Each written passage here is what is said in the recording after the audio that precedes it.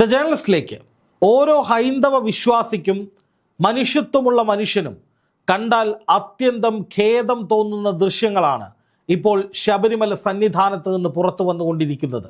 പിഞ്ചു കുഞ്ഞുങ്ങൾ മുതൽ പ്രായമായവർ വരെ ശ്വാസം കിട്ടാൻ പോലും ബുദ്ധിമുട്ടി മണിക്കൂറുകളോളം നീണ്ട ക്യൂവിൽ നിന്ന് നരകിക്കുന്ന അവസ്ഥ. ആ ദൃശ്യങ്ങൾ കണ്ടിട്ട് വിഷയത്തിലേക്ക് വരാം.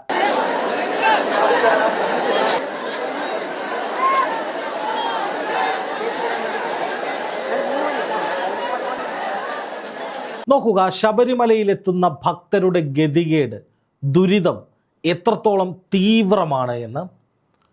ശബരിമലയിൽ എത്തുന്ന ഭക്തർക്ക് യാതൊരു വിധത്തിലുള്ള അടിസ്ഥാന സൗകര്യങ്ങളുമില്ല എന്ന് വ്യക്തമാക്കുന്ന വിധത്തിൽ, തിരക്ക് നിയന്ത്രിക്കാൻ വേണ്ട ഒരു സജ്ജീകരണവും സർക്കാരിൻ്റെ ഭാഗത്തു നിന്നുണ്ടായിട്ടില്ല എന്ന് വ്യക്തമാക്കുന്ന വിധത്തിൽ ഇന്നത്തെ പത്രമാധ്യമങ്ങളെല്ലാം, ഒരൊറ്റ മാധ്യമം ഒഴികെ ബാക്കി പത്രങ്ങളെല്ലാം അത് വ്യക്തമായി ചിത്രങ്ങൾ സഹിതം റിപ്പോർട്ടുകൾ സഹിതം നൽകിയിട്ടുണ്ട്. അപ്പം മലയാള മനോരമയിൽ വന്നിരിക്കുന്ന വാർത്ത നോക്കുക. ഫ്രണ്ട് പേജിൽ പമ്പ സന്നിധാനം പാതയിൽ കാത്തുനിൽപ്പ് 10 മണിക്കൂറിലേറെ. നോക്കുക, പിഞ്ചു കുഞ്ഞുങ്ങൾ മുതൽ വലിയ പ്രായമായവർ വരെയുള്ള ആളുകൾ, അന്യ സംസ്ഥാനങ്ങളിൽ നിന്ന് നൂറുകണക്കിന് കിലോമീറ്ററുകൾ താണ്ടി വന്നവർ വരെ ഈ 10 മണിക്കൂറിലേറെ നിൽക്കേണ്ടി വരികയാണ്.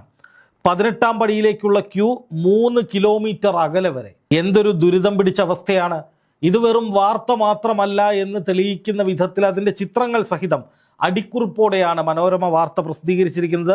ശബരിമലയിൽ പോലീസിന്റെ നിയന്ത്രണങ്ങൾ പാളിയതോടെ ബാരിക്കേഡുകൾ മറികടന്ന് കൂട്ടത്തോടെ 18ാം പടിക്ക് സമീപമെത്തിയ തീർത്ഥാടകർ എന്ന് പറഞ്ഞുകൊണ്ട് ഭക്തർ ദുരിതമനുഭവിക്കുന്ന ദൃശ്യങ്ങൾ, ചിത്രങ്ങൾ സഹിതമാണ് മനോരമ ഈ വാർത്ത റിപ്പോർട്ട് ചെയ്തിരിക്കുന്നത്.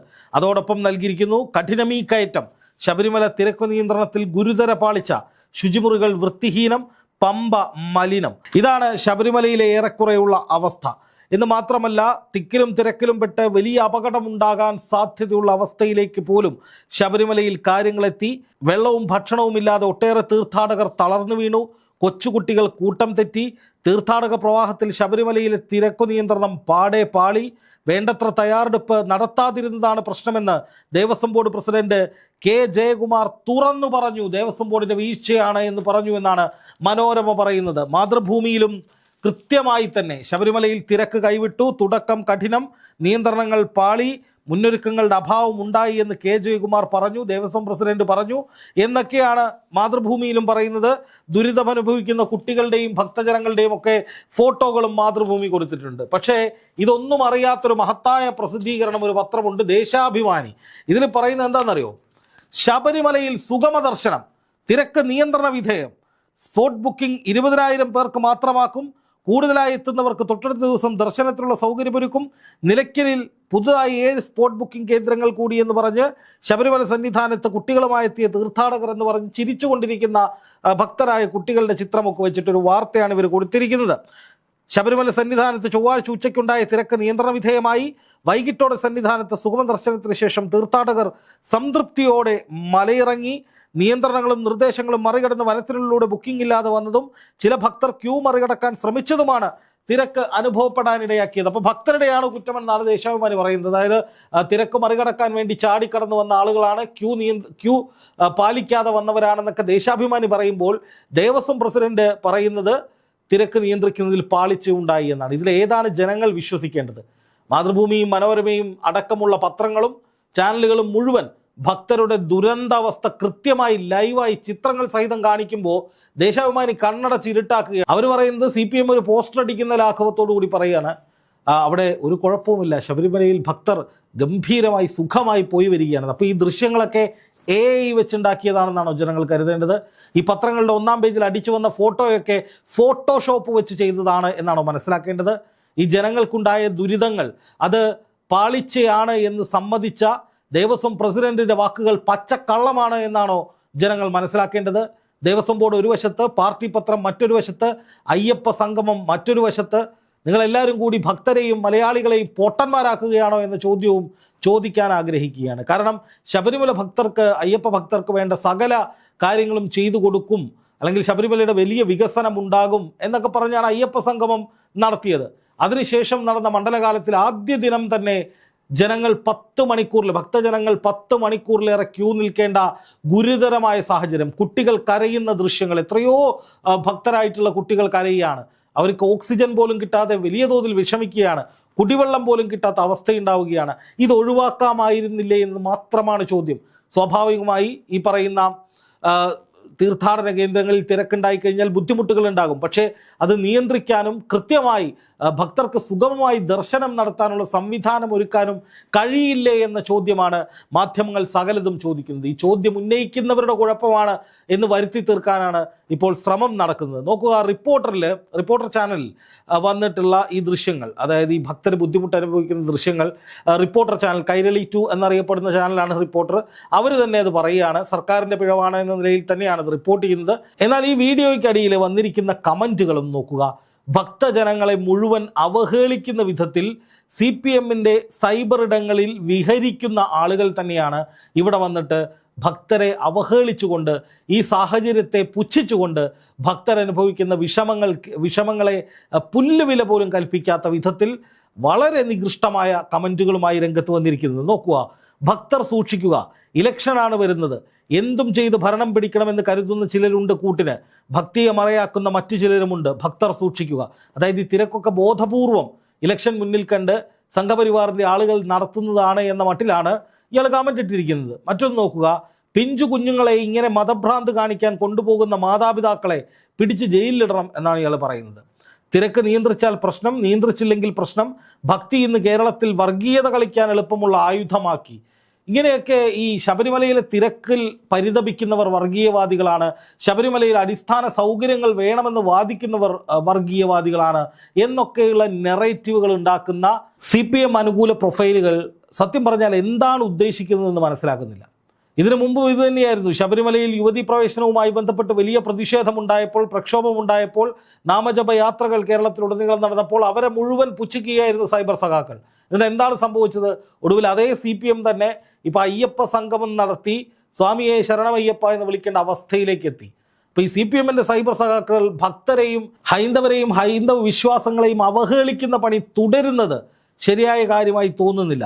നോക്കുക, എല്ലാ ഭക്തരും സാവകാശം വരിക, മല കയറുക, അയ്യപ്പനെ കണ്ടു വണങ്ങുക. മണ്ഡലകാലം കഴിഞ്ഞാലും എല്ലാ മാസം 1-ാം തീയതി മുതൽ കുറച്ച് ദിവസത്തേക്ക് നട തുറന്നിരിക്കുകയാണ് എന്നാണ് ഒരാൾ പറയുന്നത്. നോക്കുക, ഈ മണ്ഡലകാലം എന്ന് പറയുന്നത് എന്താണെന്ന് പോലും അറിയാത്തൊരു വിഡ്ഢിയാണ് ഈ പോസ്റ്റ് ഇട്ടിരിക്കുന്നതെന്ന് തോന്നുന്നു. അതിന് മറുപടിയായിട്ട് മറ്റൊരാൾ പറയുന്നുണ്ട്, സംവിധാനം പരാജയമാണ് സഖാവേ. അതാണ് ശരി. സർക്കാർ സംവിധാനങ്ങൾ പരാജയമാകുമ്പോൾ സാധാരണക്കാരായ ഭക്തർ എന്തിനാണ് സഹിക്കുന്നത്? ഭക്തരുടെ വിശ്വാസങ്ങൾ എന്തിനാണ് സർക്കാരിൻ്റെ പരാജയത്തിന് വേണ്ടി മാറ്റിവെക്കുന്നത്?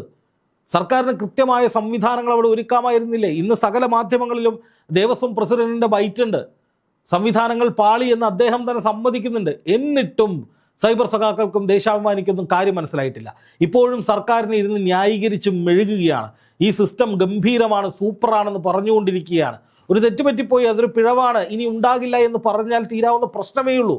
ഇവിടെ ന്യായീകരിച്ച് മെഴുകി ഹൈന്ദവ വിശ്വാസികൾക്കിടയിൽ സർക്കാരിനെതിരായ വികാരം സൃഷ്ടിക്കുകയാണ് ശരിക്കും പറഞ്ഞാൽ ഈ CPM സൈബർ സഖാക്കൾ ഇപ്പോൾ ചെയ്തുകൊണ്ടിരിക്കുന്നത്.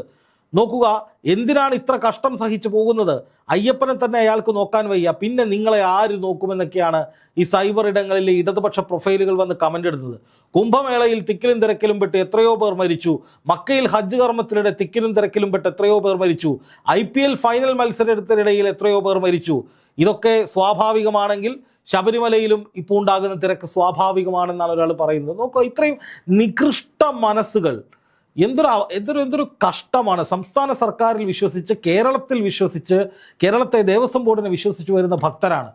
അവരിവിടുത്തെ സംവിധാനത്തിൻ്റെ പാളിച്ചകൾ നിമിത്തം ഇതുവരെ കാണാത്ത വിധത്തിലുള്ള വലിയ ദുരന്തം അനുഭവിക്കുമ്പോൾ ആ അയ്യപ്പ ഭക്തരെ ട്രോളിക്കൊണ്ട് നിർവൃതി അടയുന്ന ഒരു കൂട്ടം ചെന്നായ്ക്കൾ.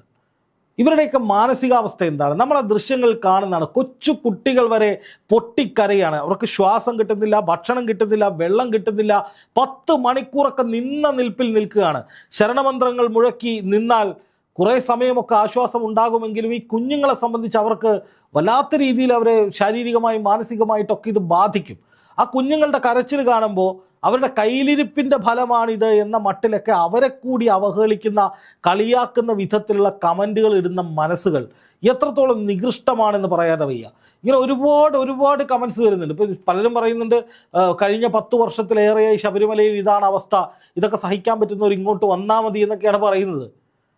ആലോചിച്ച് നോക്കൂ, ശബരിമല എല്ലാ കാലത്തും അവിടെ ഉണ്ടായിരുന്നു. ഇതിനു മുമ്പും അയ്യപ്പ ഭക്തർ ശബരിമലയിൽ പോയിരുന്നു. പക്ഷേ കഴിഞ്ഞ കുറേ കാലങ്ങളായി ശബരിമലയിൽ ഉണ്ടാകുന്ന ദുരിതം അത് സമാനതകളില്ലാത്തതാണ്. അപ്പോൾ ശബരിമലയിലേക്കുള്ള പടിക്കെട്ടുകളൊക്കെ സിമെൻ്റ് ഇട്ട് വെച്ചിട്ടുണ്ട്. അതിൻ്റെ ഉയരം സാധാരണ ഹൈറ്റുള്ള ആളുകൾക്ക് തന്നെ അത് കടന്നു പോവുക വലിയ പ്രയാസമാണ്. അതുപോലെ തന്നെ പല അശാസ്ത്രീയതകളും അവിടെ റിപ്പോർട്ട് ചെയ്യപ്പെടുന്നുണ്ട്. ശുചിമുറികളുടെ അഭാവം, വൃത്തിയില്ലായ്മ, ഭക്ഷണത്തിന് ക്വാളിറ്റി ഇല്ലായ്മ, അങ്ങനെയുള്ള ഒരുപാട് പ്രശ്നങ്ങൾ. ഇതൊക്കെ ഭക്തർ സഹിക്കണം. ഇതൊക്കെ സഹിച്ചിട്ട് വേണമെങ്കിൽ ഭക്തർ ഇങ്ങോട്ട് വന്നാൽ മതി എന്നൊക്കെ പറയുന്നവരുടെ മാനസികാവസ്ഥ എത്ര ഭീകരമാണ്. എന്തായാലും ശബരിമലയിൽ സർക്കാരിന് ഗുരുതരമായ വീഴ്ച സംഭവിച്ചിട്ടുണ്ട്. ഹൈന്ദവ ഭക്തരുടെ നിലവിളികൾ ഉയർന്നു തുടങ്ങിയിട്ടുണ്ട്. അതിന് രാഷ്ട്രീയപരമായി മുതലെടുക്കാൻ BJPയും സംഘപരിവാറും രംഗത്ത് വന്നാലും അതിശയപ്പെടേണ്ട കാര്യമൊന്നുമില്ല. കാരണം അതിനുള്ള സാഹചര്യം ഒരുക്കി കൊടുക്കുന്നത് ഇവിടുത്തെ സർക്കാരാണ്.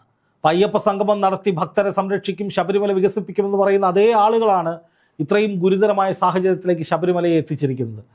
അപ്പോൾ ഹൈന്ദവ വിശ്വാസികളുടെ സംരക്ഷണം എന്നൊക്കെ പറയുന്നത് സർക്കാർ എത്രത്തോളം കാര്യമായി എടുക്കുന്നുണ്ട് എന്നുള്ളത് വലിയൊരു ചോദ്യമാണ്.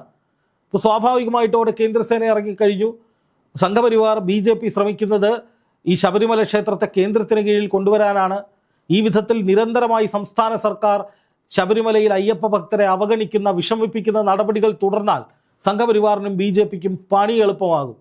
അതിനുള്ള വഴിമരുന്ന് കൂടിയാണ് രാഷ്ട്രീയപരമായിട്ട് നോക്കുകയാണെങ്കിൽ സർക്കാർ ഇട്ടുകൊടുക്കുന്നത്, CPM ഇട്ടുകൊടുക്കുന്നത് എന്ന കാര്യത്തിലും സംശയമില്ല.